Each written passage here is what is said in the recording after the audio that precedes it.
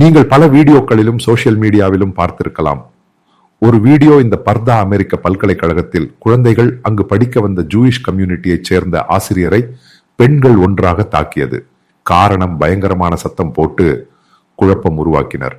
இந்த சொல்லப்பட்டவர்களை முழுவதுமாக அங்கிருந்து பேக் செய்தனர். இதன் ஒரு பகுதியாக தலைவர்களை அங்கிருந்து வெளியேற்றினர்.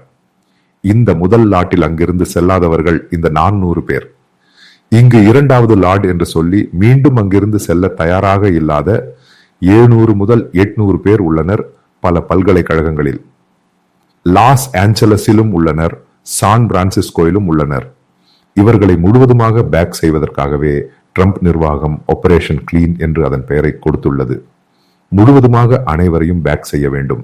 அமெரிக்க ஈதோஸ் படியும் அங்குள்ள சட்டங்கள் படியும் வாழ முடிந்தவர்கள் மட்டுமே அங்கு வாழ வேண்டும். அப்படிப்பட்டவர்களுக்கு மட்டுமே பல்கலைக்கழக அட்மிஷன் கொடுக்க வேண்டும். பல்கலைக்கழகத்திற்கு ட்ரம்ப் எச்சரிக்கை விடுத்துள்ளார்.